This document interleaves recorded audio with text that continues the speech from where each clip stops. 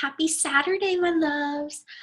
So yesterday we talked about um, how um, how we need to take more time to rest. And that rest that we often think of as being stagnant and taking away from the goals that we're trying to reach. And like we think of when we take off that time, we're only setting ourselves back further. But really, by not taking that time, we're setting ourselves back further. So if you haven't listened to my rest breakfast talk from yesterday, I would definitely recommend going back and listening to that. And all of these kind of connect with each other in a way. And it's super, super important to get every single little piece, because I'm not talking about it all in one breakfast talk. I'm talking about of little pieces of information and thoughts and things that will help you in any aspect of your life, in small short pieces. So yeah, definitely go back and listen to that or any of the other ones that you have missed. But today I want to talk about dreaming. So I emphasize dreaming so much. And I'm not necessarily talking about the dreams that you have when you're sleeping. I'm talking about the dreams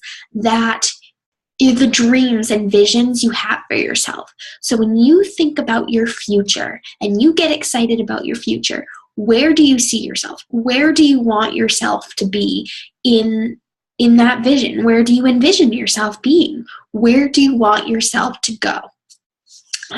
And dreams are so, so important. And I do a lot of dreaming. I do some daydreaming during class. For real though, I do dream a lot. And I'm always thinking about my future and what I love and how I'm going to be able to do what I love for the rest of my life. I mean, luckily, Beachbody and my team has done a lot of that for me. They have shown me these things, and along the way, I have learned so many different pieces of information and so many different lessons I've been able to grow myself. But that's not the purpose of this. But what I'm talking about is, yes, dreaming is so, so important, and that's how you figure out where you need to go. But then once you have those dreams, you can't just sit on them. We can't sit on our dreams forever. I became a coach back in June of 2015, so it's been over 9 months now. And when I first started, they talked about having your why and having a dream, because if you don't have that, how are you supposed to help other people find theirs? Or how are you supposed to know what direction you want to take this in? You have to have some sort of base to see where you want to go. The same goes for like when you enter college. You need to have an idea of what you want to do with your life, because you're not just going to take all these random courses and come out with a degree. You need to be able to figure out a little bit about what you like and where you want to go with that. And so with that, so you have these dreams, but if you sit on them and you have these visions for yourself, you know what major you want to be in, or you know what recipe you want to cook. I'm a big foodie, so I'm gonna relate this, do a little analogy to cooking. So your goal, your dream, is that recipe that you picked out. Okay, my goal is to cook this tonight. I'm gonna make this dinner for my family. But so they're your outline. That's your recipe. And then, or like your mise en place. You get your ingredients. You have your recipe. You get your ingredients out and ready. Well, then how are you going to do this? You need to act. You need to figure out what steps you need to take in order to make this meal.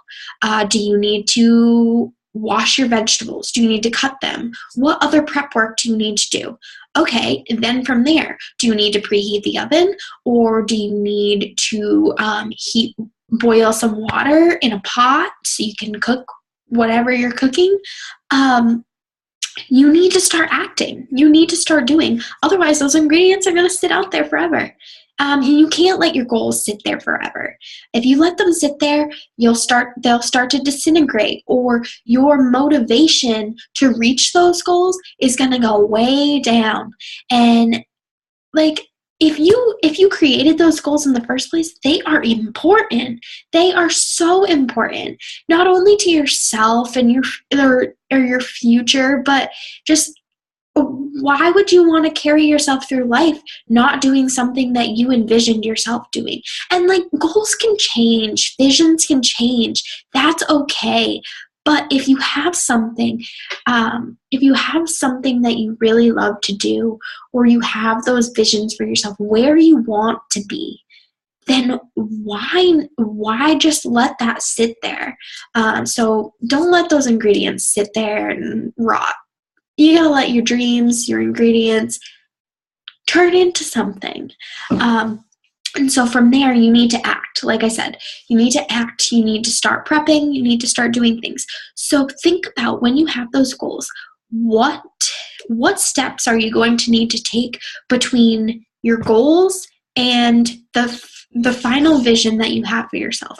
What are the actions that you need to take? Where are you now? So this is where reflecting comes in. We have to do a lot of reflecting, and I talked about that in one of my other talks. I do a lot of reflecting when I work out or when I do other things, like, how can I get better, or how can I improve my performance by resting, or things like that. So like I said, all of these very much relate to each other. And so that's what you need to do. You need to figure that out. And it doesn't only mean writing it out. It means acting. So writing out those steps is a great start, but it's still in the beginning stages. That's still kind of part of your goal or part of your vision. Okay, those are the mini goals that you need to achieve along the way, or those are the mini actions that you need to do along the way. Now freaking do them. Like, I tell myself that all the time. Just do it. Say what you mean. Do what you mean.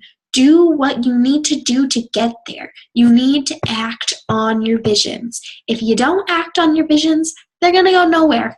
So you start cooking. You start doing that. And eventually, with consistency is key. If you're not consistent, so yeah, maybe you get up and you work out, um, 1 or 2 days one week, and then you don't work out the next week, and you pig out on food or whatever. And like, if there's no consistency, how are you going to expect those few workouts to make a big difference? Or how are you going to expect your eating? Your eating does not reflect on what those goals are. So you need to align your actions and your goals. And so yeah, with that being said, yeah, you need to start acting, and in an orderly manner, in a way that is going to help you achieve those. And I do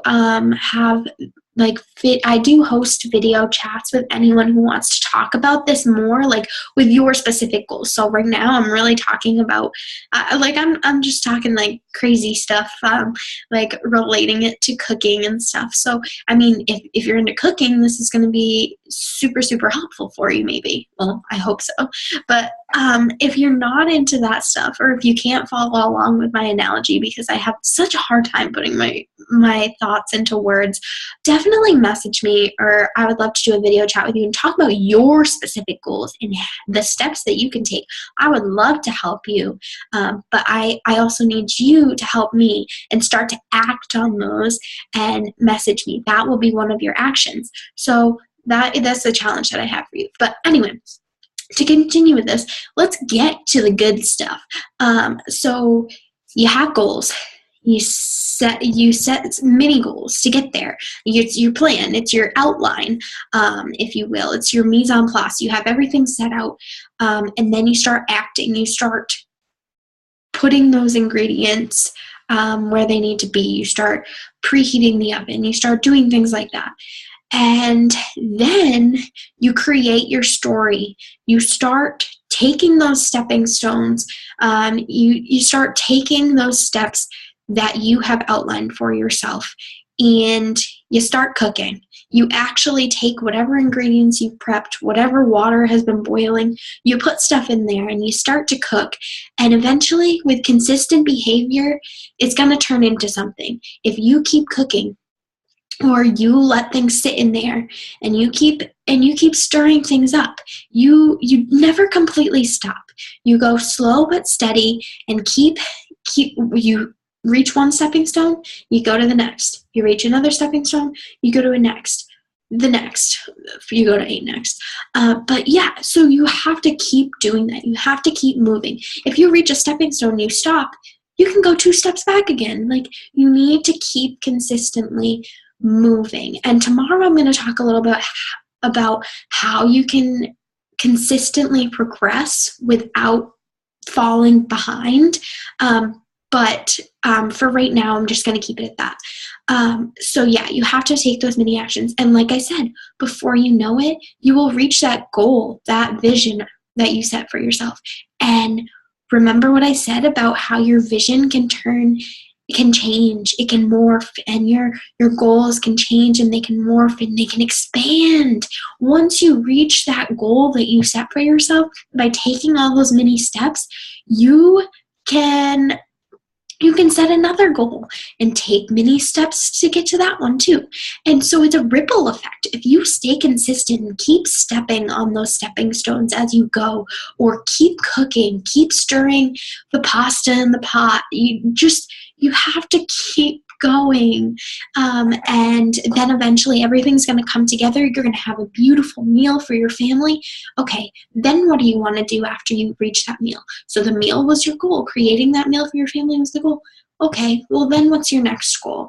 Is your goal to create a better family environment where you actually sit down to dinner together and talk about things?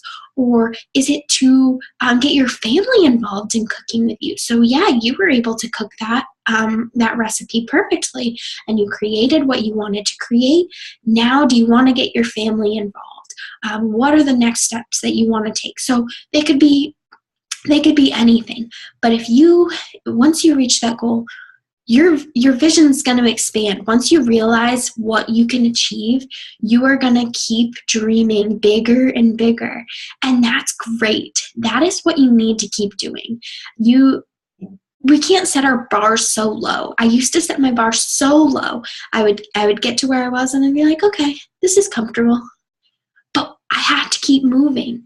If I was staying on that stepping stone, and eventually, if I got way too comfortable with that one stepping stone, I was going to keep falling back. And I have done that before. I've gotten way too comfortable with whatever workout plan I'm doing, or way too comfortable with whatever grades I was getting in school. And the next thing I know, I'm so complacent, and other things are changing around me. Things are always changing around you. And I was stuck in that same way, or stuck in my ways. And then I started to fall behind before I knew it. So I had to play catch up and get back up here. And then I had to make sure that I was reevaluating everything else that was going on around me. And keep pushing forward. And that's where I'm at now. And that's why I really, really, really wanted to stress this to you, because it's so important. If you have these goals and visions, they're important. Don't think that they're not important, and don't think that you can't reach them either. It's those small actions. So definitely reach out to me, please, please, please, or comment below. What are your thoughts? What are ways that you reach your goals? What are some examples of stepping stones that you've taken? What kind of actions help you achieve your goals? I want to hear them. I want to see some comments. And I'm super, super excited to connect with some of you. But have a super, super Saturday. Bye, everyone.